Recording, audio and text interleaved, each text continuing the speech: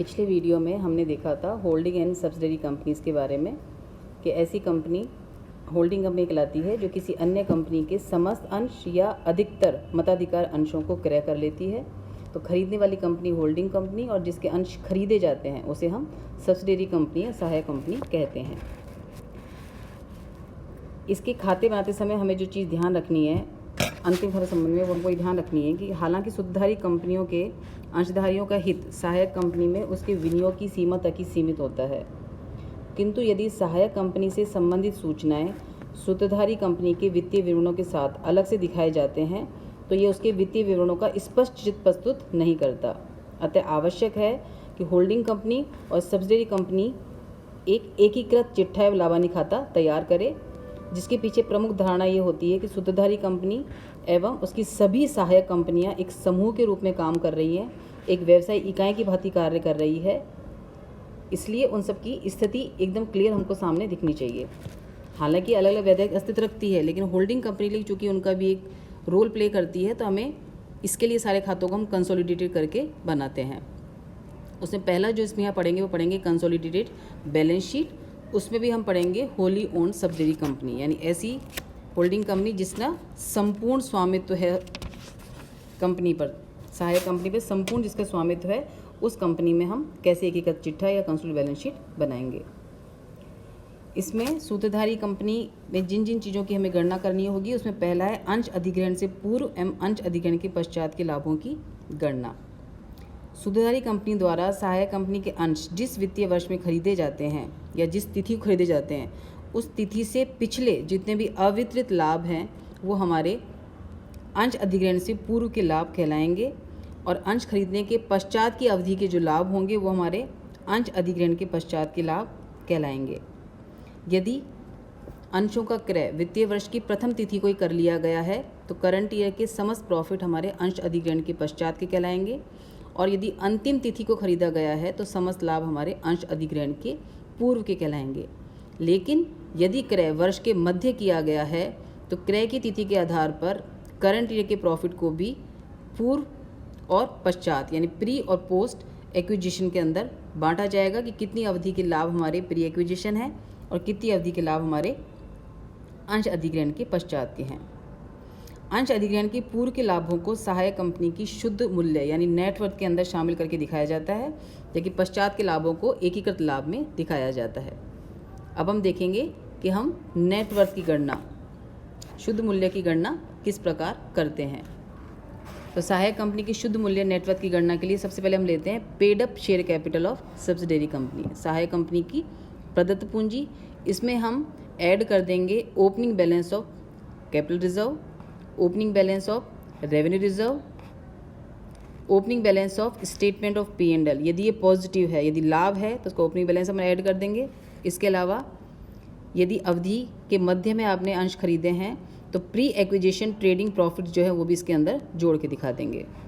यदि संपत्तियों का रिवैल्यूएशन किया गया है एट द टाइम ऑफ इस साल के अंदर तो profit on revaluation of assets and liabilities भी इसके अंदर जोड़ के दिखाया जाएगा। इसमें से हम लेस कर देंगे opening balance of statement of P&L। यदि वो नेगेटिव है यानी लॉस है तो उसको हम घटा के दिखाएंगे। यदि हमारी कोई फिक्टिशियस असेट्स है, ऐसी संपत्ति है जिसका वसूली मूल्य शून्य है, जैसे share issue expenses, underwriting commission, discount on issue of shares, इन्हें भी इसमें से हम घटाकर दिखाएंगे। प्री एक्विजिशन ट्रेडिंग लॉस, यदि हमारे अंश खरीदने की तिथि से पिछली तिथि का कोई भी हानि है तो वो भी इसमें से घटा के दिखानी है। और loss on revaluation of assets liabilities इसमें से हम लोग को घटा देनी है। इन सब राशियों को घटा देने पर जो राशि प्राप्त होगी वो हमारी कहलाएगी नेटवर्थ, शुद्ध मूल्य।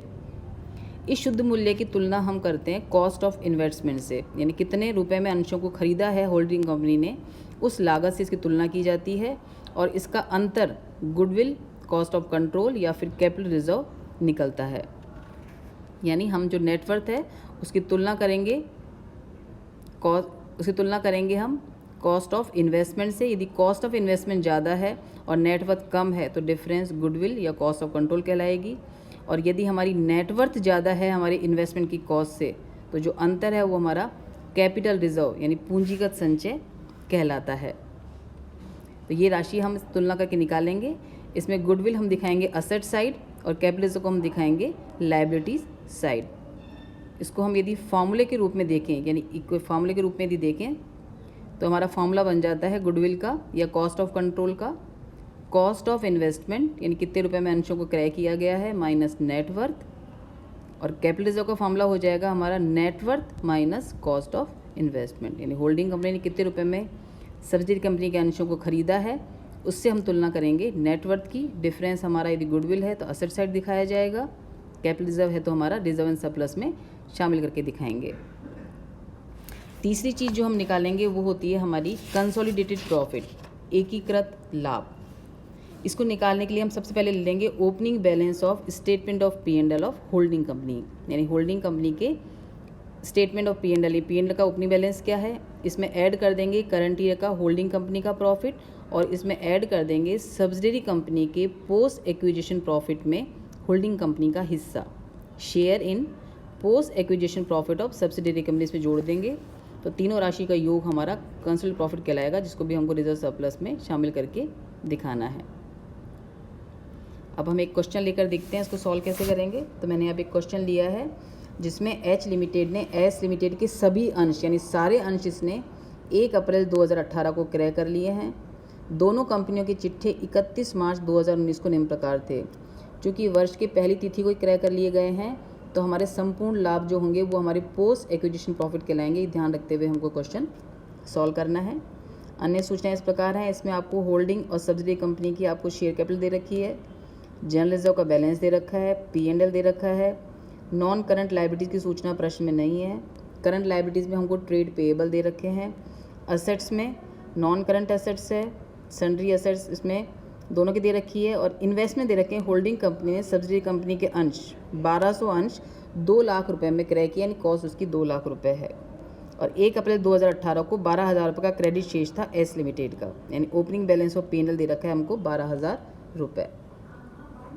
तो कंसोलिडेटेड बैलेंस शीट से पहले हम निकालेंगे इसके वर्किंग नोट्स निकाल के देखेंगे कि हमको तीनों पॉइंट कैसे सॉल्व करने हैं जो हमने अभी देखे थे। यानी पहले हम 3 पॉइंट वर्किंग नोट्स के सॉल्व करेंगे, फिर हम बनाएंगे कंसोलिडेटेड बैलेंस शीट।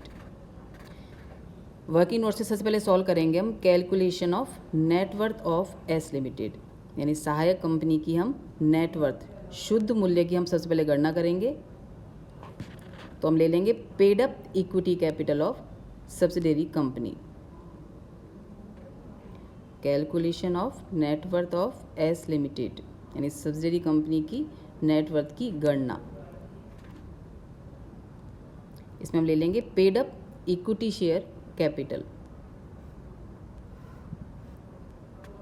जो प्रश्न में हमको दे रखी है 1,20,000 रुपये। पेड अप इक्विटी कैपिटल है हमारी 1,20,000 रुपये। इसमें सारे रिजर्व्स और प्रॉफिट के ओपनिंग बैलेंसेस ऐड कर देंगे। तो सबसे पहले ऐड करेंगे इसमें हम opening balance of journal reserve, जो प्रश्न में हमको दे रखा है opening balance of general reserve दे रखा है हमको 60,000 रुपये का।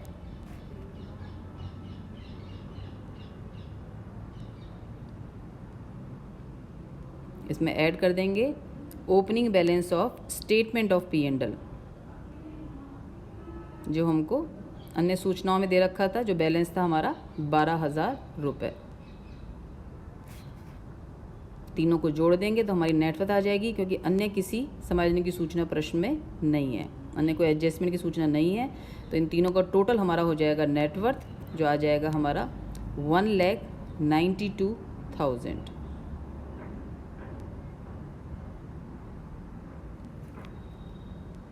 ये हमारा पहला वर्किंग नोट सॉल्व हो गया, नेटवर्थ, जिसको हम तुलना करेंगे कॉस्ट ऑफ इन्वेस्टमेंट से, और देखेंगे कि हमें गुडविल हो रही है या फिर हमारा को कैपिटल रिजर्व हो रहा है। तो सेकंड हम सॉल्व करेंगे।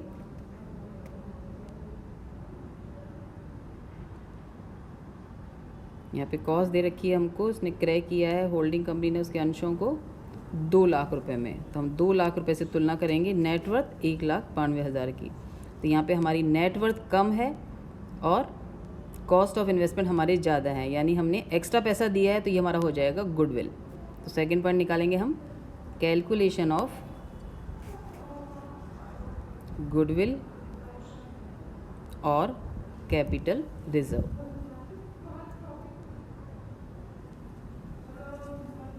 कैपिटल रिजर्व ये हम निकाल लेंगे। कॉस्ट ऑफ इन्वेस्टमेंट 2 लाख रुपए, इसमें से लेस कर देंगे नेट वर्थ 1,92,000 रुपये, 1,92,000। तो हमारी गुडविल आ जाएगी यहाँ पर 8,000 रुपये, जिसको हम कंसोलिडेटेड बैलेंस शीट के असेट साइड दिखाएंगे इंटेंजिबल असेट्स में गुडविल या फिर कॉस्ट ऑफ कंट्रोल के नाम से। तीसरा पॉइंट सॉल्व करेंगे हम, कैलकुलेशन ऑफ कंसोलिडेटेड प्रॉफिट यानी एकीकृत लाभ की गणना। कंसोलिडेटेड प्रॉफिट, इसमें हम होल्डिंग कंपनी का प्रॉफिट ले लेंगे, ओपनिंग बैलेंस या करंट ईयर प्रॉफिट जो भी सूचना दे रखी हो प्रश्न में दोनों ले लेंगे। तो यहाँ पे हमें सिर्फ एक प्रॉफिट दे रखा है, होल्डिंग कंपनी का प्रॉफिट दे रखा है इस क्वेश्चन में हमने को 1 लाख रुपए। तो statement of profit and loss of H limited हमारा आ जाएगा 1 लाख रुपए। Statement of profit and loss of H limited हमारा आ रहा है 1 लाख रुपए। इसमें हम ऐड करेंगे post acquisition profit of S limited. वैसे तो यहाँ पे शेयर आता है, पर चूंकि यहाँ पे होल्डिंग कंपनी ने सारे ही अंश खरीद रखे हैं तो शेयर लिखने की ज़रूरत नहीं है। अब हम सिंपल लिख सकते हैं post acquisition profit of S limited. Otherwise हम यहाँ पे लिखेंगे share in post acquisition profit of S limited. हमारी टोटल प्रॉफिट था 40,000, जिसमें से ओपनिंग बैलेंस दे रखा था क्वेश्चन में था अपना 12,000 रुपये। तो 40,000 का टोटल प्रॉफिट में से 12,000 ओपनिंग बैलेंस को हम लेस कर देंगे, तो करंट ईयर का प्रॉफिट आ जाएगा हमारा 28,000। तो पोस्ट एक्विजिशन यानी कंसोलिडेटेड प्रॉफिट आ जाएगा हमारा 1,28,000। अब इन 3 सूचनाओं को ध्यान रखते हुए हम बनाएंगे consolidated balance sheet. Balance sheet में सबसे पहले आता है हमारा इक्विटी एंड लायबिलिटी। उसमें भी फर्स्ट आएगा share holder fund. Share holder fund में को 2 भागों में बांट के दिखाएंगे, एक कैपिटल और एक रिजर्व सरप्लस। तो सबसे पहले दिखाएंगे हम शेयर कैपिटल। शेयर कैपिटल का तरीका हमारा उसी फॉर्म में दिखाएंगे जैसे हम पहले दिखाते आए हैं। सबसे पहले आएगी हमारी ऑथोराइज शेयर कैपिटल। सबसे पहले हम दिखाएंगे ऑथोराइज शेयर कैपिटल। चूँकि यहाँ प्रश्न में इसकी सूचना नहीं है तो इसको हम डैश करके छोड़ देंगे, प्रश्न में सूचना नहीं है और ये कभी भी टोटल में शामिल नहीं होती, यह हमें ध्यान रखना है।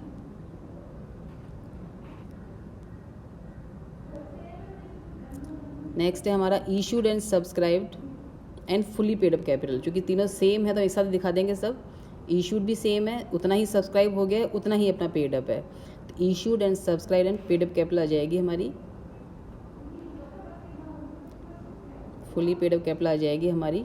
हमने यहाँ पे 2,000 शेयर्स इशू किए हैं एट द रेट ऑफ 100, तो 2,000 इक्विटी शेयर्स। ये सारी सूचनाएं एच लिमिटेड की है, होल्डिंग कंपनी की। शेयर्स और रिजर्व सिर्फ होल्डिंग कंपनी के दिखाए जाएंगे क्योंकि सब्सिडरी कंपनी के हमने नेटवर्थ में शामिल कर लिए हैं। तो 2,000 इक्विटी शेयर्स ऑफ 100 ईच, तो ये आ जाएगा हमारा फुली पेड अप 2 लाख रुपए। मैं फिर रिपीट कर रही हूँ, शेयर कैपिटल और रिजर्व सरप्लस ये दोनों सूचनाएं सिर्फ होल्डिंग कंपनी की दिखाई जाएंगी कंसोलिडेटेड बैलेंस शीट में। सेकंड बी पॉइंट आ जाएगा हमारा रिजर्व एंड सरप्लस। इसमें सारे रिजर्व्स आ जाएंगे। तो एक रिजर्व दे रखा है हमको जनरल रिजर्व, यहाँ पे दे रखा है होल्डिंग कंपनी का, ये भी सिर्फ होल्डिंग कंपनी का आएगा 80,000 रुपये। प्रॉफिट और सब्सिडरी कंपनी के प्रॉफिट्स में जो हिस्सा है उसको जोड़ के हमने निकाला था कंसोलिडेटेड प्रॉफिट। तो सेकंड हमारा आ जाएगा कंसोलिडेटेड प्रॉफिट, जो निकला था हमारा, हमने जब सॉल्व किया था तो 1 लाख तो हमारा प्रॉफिट था और 28,000 रुपये सब्सिडरी कंपनी के पोस्ट एक्विजिशन प्रॉफिट था। तो टोटल हमारा कंसोलिडेटेड प्रॉफिट आ रहा था 1,28,000 रुपये।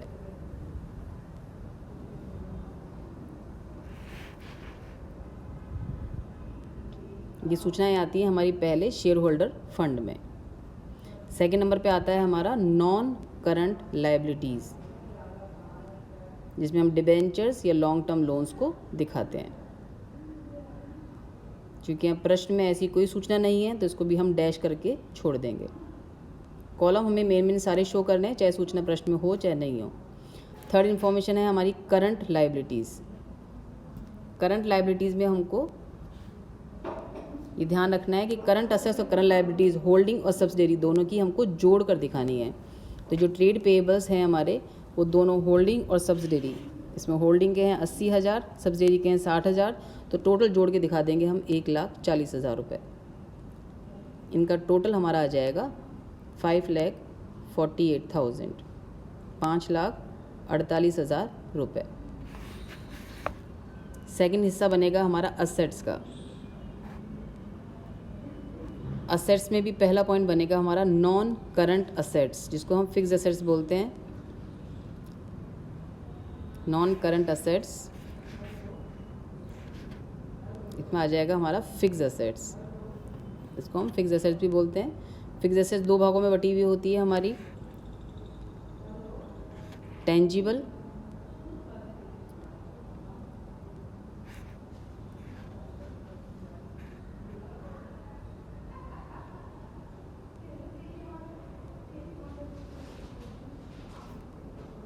इसमें टेंजिबल असेट्स आ जाएगी हमारी, सन्ड्री असेट्स ये भी दोनों की ऐड होके आएंगी। तो इसमें होल्डिंग कंपनी की है 2,60,000, सब्सिडरी की है 2,80,000, तो टोटल हमारा हो जाएगा ये 5,40,000 रुपये। ये भी दोनों की ऐड होके आएगी, होल्डिंग की भी और सब्सिडरी की भी। सेकंड आ जाएगा हमारा इंटेंजिबल असेट्स।